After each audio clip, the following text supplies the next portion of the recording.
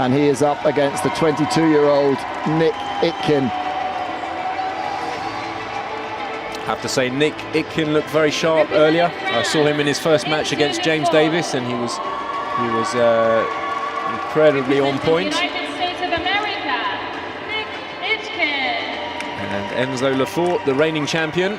Yeah, won that in Budapest in 2019. Yeah, absolutely, I remember it well when he beat my teammate Marcus Mepstead in the final.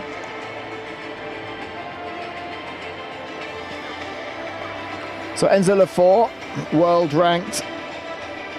Hold on, I've got Enzo Lefort's world ranking as 10, and I've got Nick Itkin as 11. Well, there we go. Either the FRA website's wrong or the caption's wrong. I think I'm going with the captions.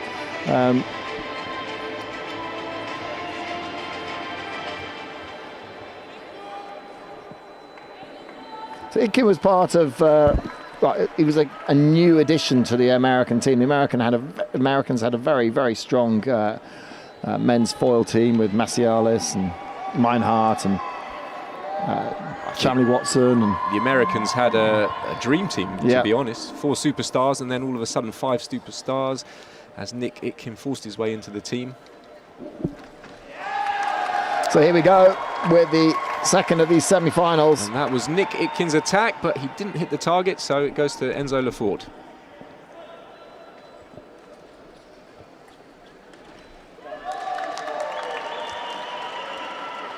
Enzo Lefort questioning the mask, but is advised not to by his coach in the corner.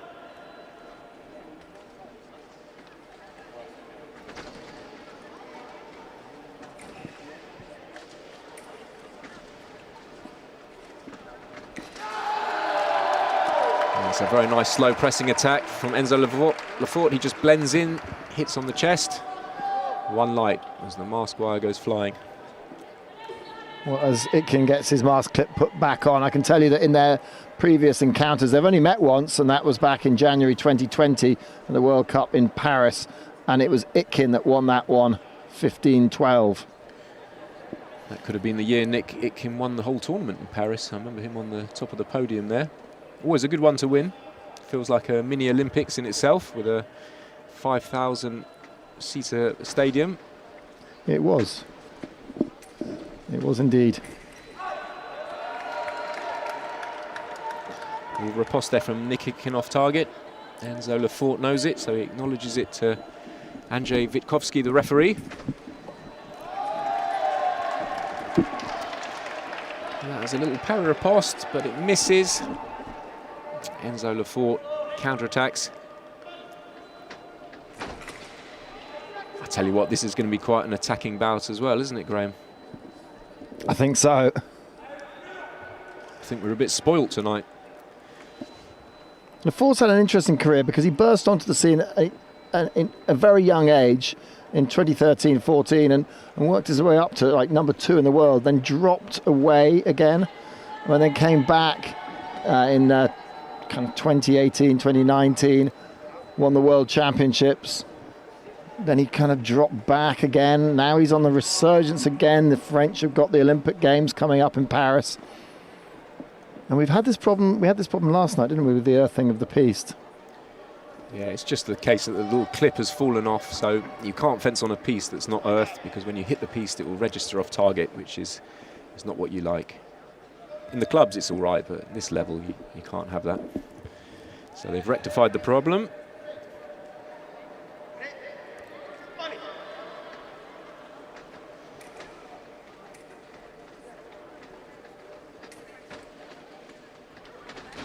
Oh, lovely. Yeah. You see the control in the preparation by Nick Itkin, and then all of a sudden when he picks the moment, he goes in. Very decisive step lunge.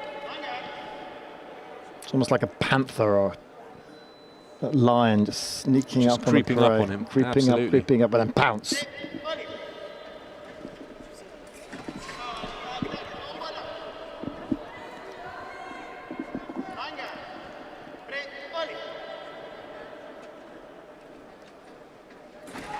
Ooh, and they're just a little bit too much in the prep by Nick Itkin. Doesn't get his hand down. His hand's facing the ceiling and points up to the ceiling, but doesn't quite get it down on time. Enzo Lefort spots it. And that's why he jumps in.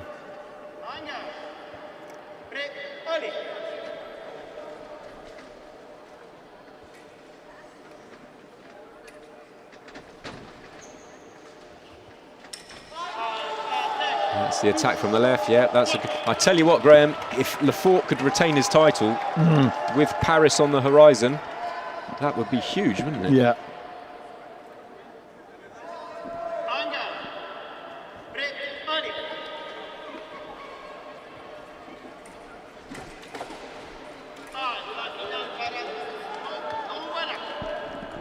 Of course, this Olympic cycle has whipped around very quickly because the Olympics were delayed from 2020 to 2021, which means it's only 3 years in between one Olympics and the next. A very brief Olympic cycle. And that's a lovely parry riposte there by Nick Itkin.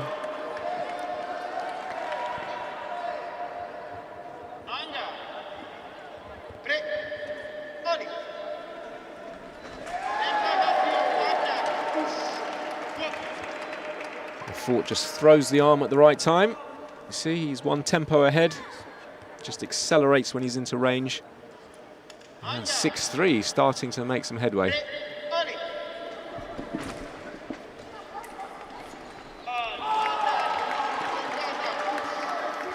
You see that, Graham? That was a little counter-attack and then a block out in cart.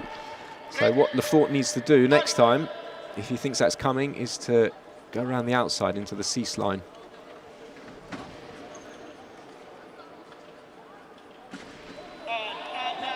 See, he's slightly corrected there. He's tried to change lines as Itkin does the same move.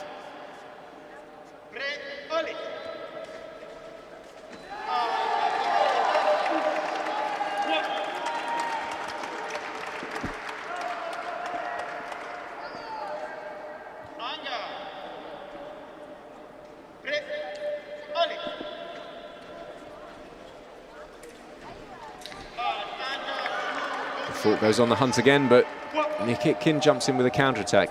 I have to say, Itkin's counter-attacks have been pretty decent this evening. That's what's kept him in touch.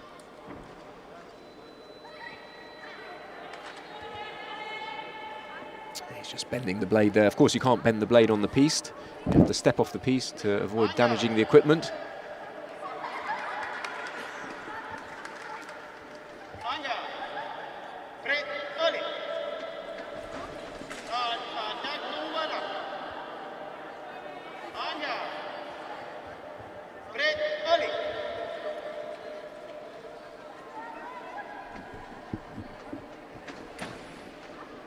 So Lefort, he's like 30 years old now. Oh, sorry to jump in there, Graham. What a superb hit. Now that's one you don't see that often. Lovely line. You're going to see the replay. Is there a little disengage in there? See, Lefort tries to find it. Itkin deceives him twice and straight in. Very difficult to do. But when it works, absolutely beautiful hit. Oh, he's celebrating. Itkin's celebrating. Parry riposte. Was that a bounce out? He's going to the referee to test his blade. He celebrated, he knew it was his. So a little let off there for Enzo Lefort. And that's why. So just explain a bounce out. A bounce out, well, you have to keep the point of the foil on the target for a certain amount of time. Sometimes if you hit bone, it bounces and there's no light that registers. If you hit something that's too hard, it's a freak occurrence. It doesn't happen that often, but if it happens at a crucial moment like here in the semi-final of the World Championships, it's quite frustrating. Especially when you're 2 points behind the reigning world champion. Absolutely. Of course, it can be caused by equipment failure if your point's a little bit dirty. So Nick Itkin has changed his foil. He didn't want to risk it being the equipment.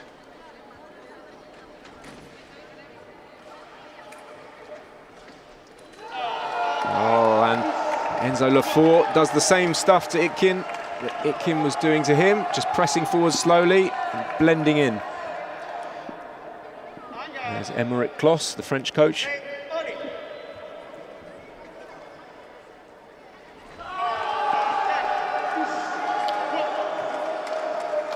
Itkin asking for a video review. What's his point here? There we see Klo. There's Andrzej Witkowski just having a little review there.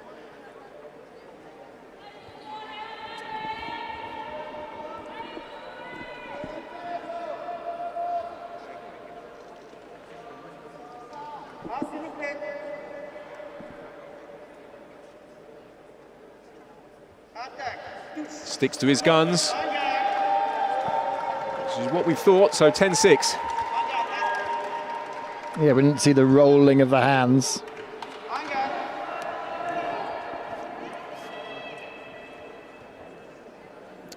Andrzej Witkowski, a former junior European champion back in the day. Very solid little Polish fencer. Good runner, apparently. He used to be able to do middle distance.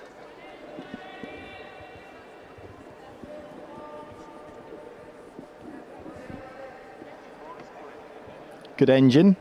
Absolutely.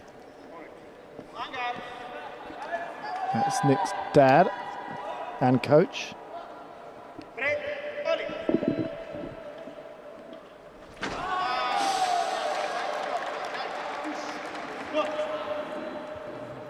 Attack just paused there. Nick Itkin read it and started his attack in that exact moment.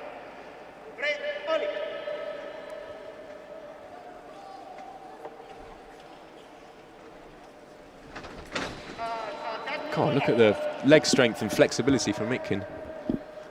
Reminds me a bit of Rhys Guillart, the 2004 Olympic champion. He used to lunge and virtually do the splits. Yeah. Quite incredible. There was a bit of skidding on the piste as well there from Itkin. Parry riposte there by Nick Itkin.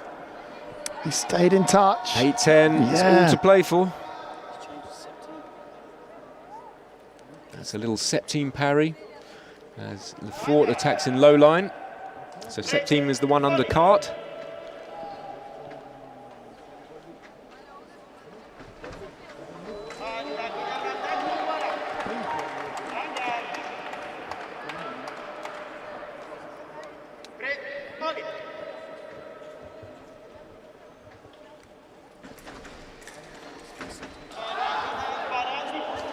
A little bit messy.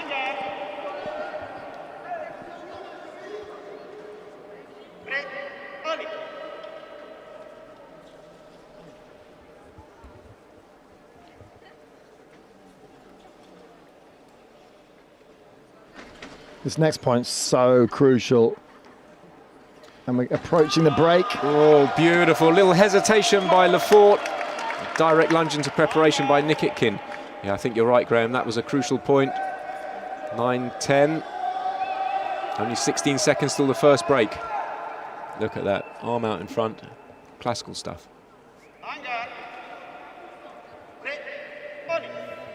Still time for a couple more if they want it. Oh, clash of guards. Attack no by Itkin. Itkin lands flat, meaning one light to Lefort.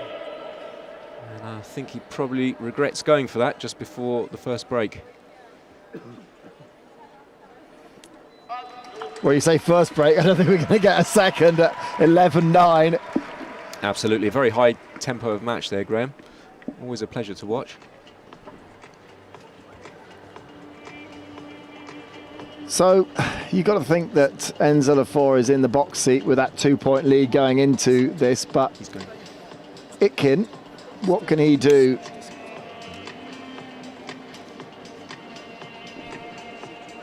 The ball is definitely in Itkin's court, isn't it? To do something. Well, yeah, the onus is now on Itkin. He's got to do something. He's trailing by 2 hits. Still a fair way to go. Nothing certain yet for Lefort, but Lefort is in the driving seat here.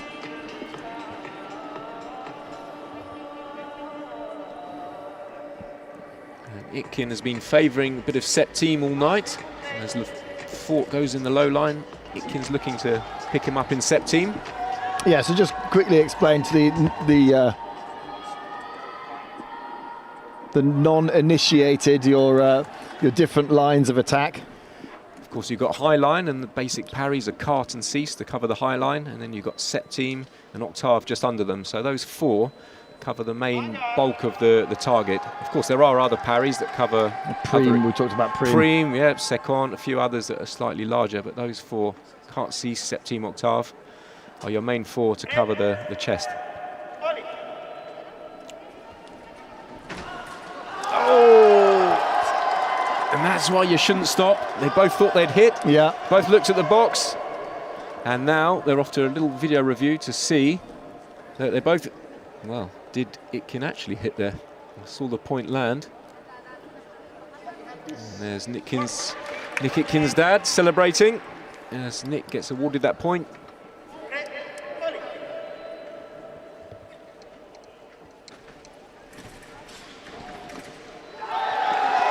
Lovely little flesh there by Enzo Lefort. He gets parried, there's a little scrap. And ends up with one red light. Enzo Lefort, 12-10.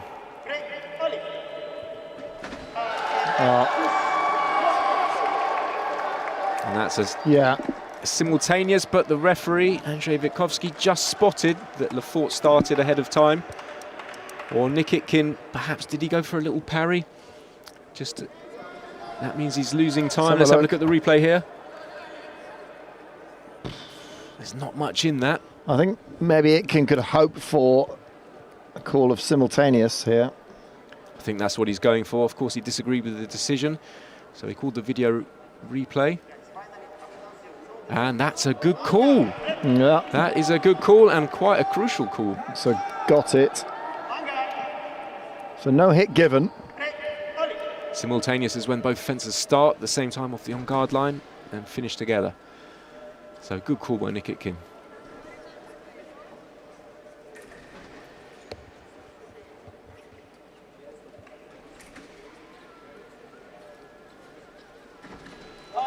Lovely. Now slightly risky by Enzo Lefort. He's going for the shoulder, but just comes a little bit too close. Very high risk move at this moment of the bout. I'm surprised he went for that. And Nick Itkin countered. Oh, and again, was it? I thought they saw the foil bent when Nick Itkin had hit. I tell you what, if I was Nick Itkin's coach, I'd be there with my cotton bud, cleaning his tip after this. Yeah. Because I was convinced he hit as well. On his back. But that's why you don't stop. That's why you have to keep hitting. Well, he got the point. He got the point in the end, but he perhaps should have got it a bit earlier. He had the point. He had the point on target. And that's Lefort's. Lefort presses forwards. Itkin goes for the attack in prep, but it's not quite right. Oh, crunch time.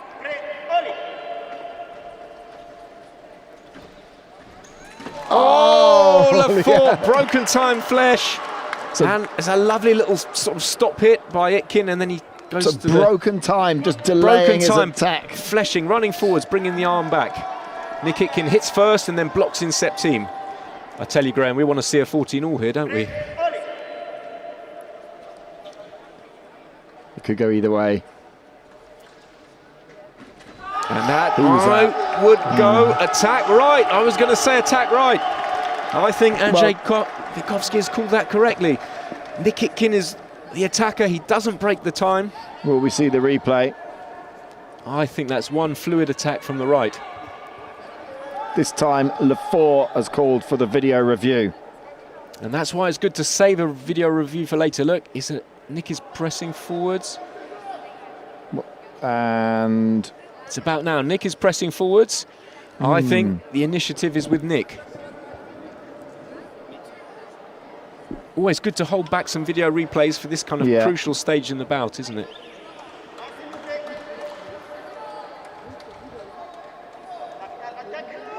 He's given it. He sticks to his guns. The French coach, Emeric Kloss, is not a happy bunny. He's out of the box, and he's got a little stress ball in his hand as well. I think he needs it now. Being put back in the box by Florin Hawke. So one more required from Itkin. The American could win this. And we've got that 14-all we wanted, Graham. We do indeed. Come on, where's your money? Tell me, who's going to win this? Itkin. Who knows? It's 50-50. It could go either way. Who's going to be brave? Off target. He who dares wins.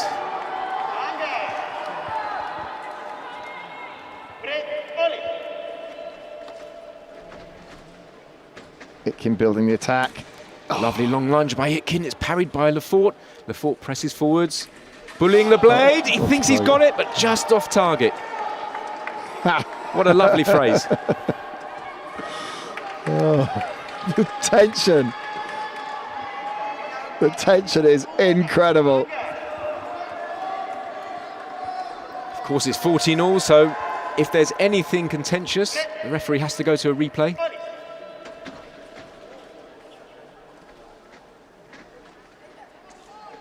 That's a tack left. I think that's a tack left. They're both claiming it, but what I saw was a tack left. Okay. Of course, it matters what Andrzej Witkowski saw. Both of the fencers are claiming the win. You are going with Enzo Lefort. What is the referee going to say? Of course, they have to put their masks on before Andrzej Witkowski announces his decision. I saw a tack left. It is. And that's what he saw. Enzo Lefort has done it. Oh, what an incredible match. A superb match. And we still got one to come. Oh, you've got to say hats off to Nick Itkin there. Pushed the reigning world champion right down to the wire. What an incredible, incredible match. Now, Enzo Lefort has to somehow calm down because he's going to be back on very shortly. We have the women's, we've got women's sabre coming up, but what an incredible second semi-final. Lefort will face Tommaso Marini in the final. Well, that's going to be interesting. And you know what, Graham? I'm starting to think Lefort, he wants to retain that title. Yeah.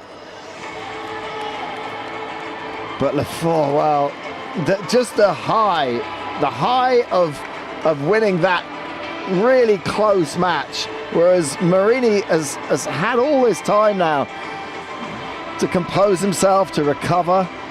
It's certainly an advantage going on the first semi-final. It certainly is, because as you said, look, it's an extra half hour to recompose. And because we've paired with sabre, I mean, the sabre final could be over pretty fast. Sabre's about 15-20 minutes, so Enzo Lefort doesn't have much time now. He's got to get back, maybe clean his weapons, change his t-shirt, get some electrolytes in, and get ready for the final. But sometimes that actually can work in your favour. If you've got the conditioning, you're still warm, you may get the jump on your opponent. And of course, if Enzo, he's still got work to do. If he can win his second title, I think everyone's going to start talking about a third title afterwards. Is Golubitsky's record going to be There's equaled? a little stress ball in his hand. Yeah, been squeezing that all night, and that's what it means to them. Well, particularly when you've got the Olympic Games, your home Olympic Games coming up.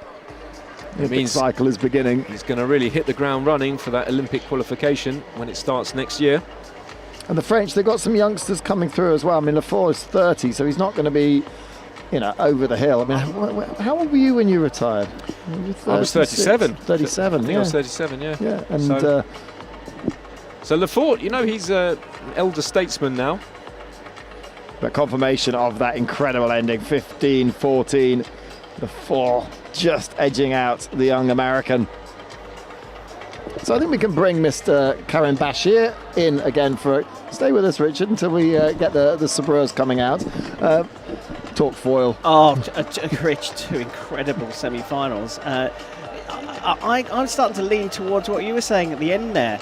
That I had a little shifty at it, and Lefort is using, well, the old style. It's not old, but he's beaten Nick Itkin using slightly more classical fencing. He's an incredibly athletic fencer. As I said, he reminds me of Brice Guillard all the way. Yeah. Very tall, right-handed, nice athletic, long lunge. Covers a lot of ground, long lunge, as you said. Yeah. And I think he's really on the hunt. He really wants to retain that title. Yeah, but I think, you know, we've got an Olympic champion in the making in Tommaso Marini. Maybe he won't win here, but I think he's the one to beat in Paris.